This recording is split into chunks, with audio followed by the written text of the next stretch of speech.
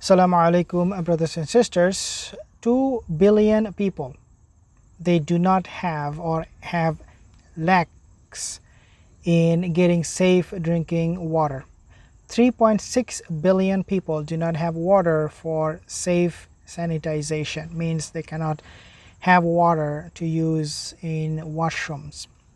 Now, this is something happening that has been labeled by the UN in their recent water conference. They labeled this as vampiric overconsumption of human lifeline, i.e. water. What does it mean when we talk about the end of time? Obviously, we know the coming of the Dajjal, before he comes, 3 years before that, there will be drought. The first year, 1/3, 2/3, and the last year, the third year, will be no rain whatsoever.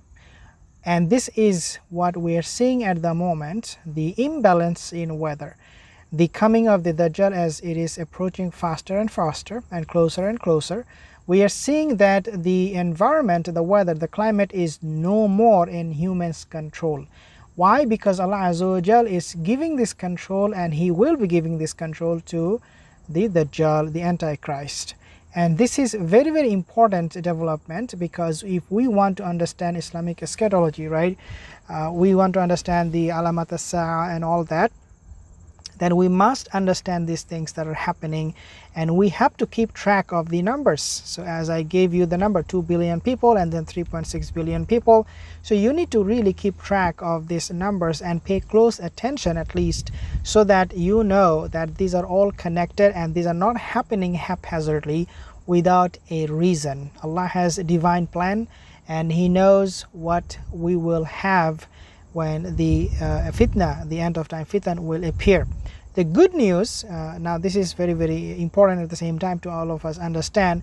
The good news is that even though, yes, Allah is testing these billions of people, including you and me, with all of this fitan, but if we are steadfast, obviously we're going to see the coming of the Mahdi. Now, the Mahdi, when he comes, what he will do? As the hadith, it clearly mentions that the Mahdi will give and give and give. Means this is a person who has so much treasure of the earth that the Muslims, even the non-Muslims, who will not betray, who will not fight against him, will be benefited from all of this wealth, the treasure that he will have.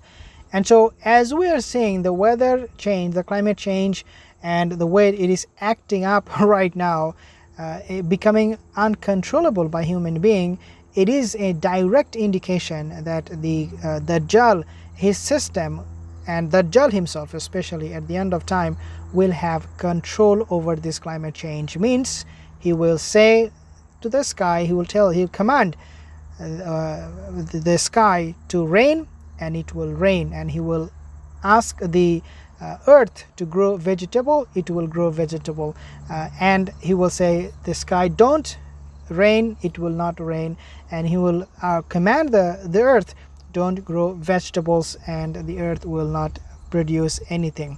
Dear brothers and sisters, this is a bad news that so many people are lacking in this water crisis, and they're facing this disastrous situation. But for the believers, for the Muslims, subhanallah, we also have to have high hopes that this is a good thing, that we are prepared, that we know, and Allah has sent us guidance as to how to react in this kind of situation. And that is that for now, inshallah, we have to make dua and remain very, very strong on our faith. Assalamu alaikum wa rahmatullahi wa barakatuh.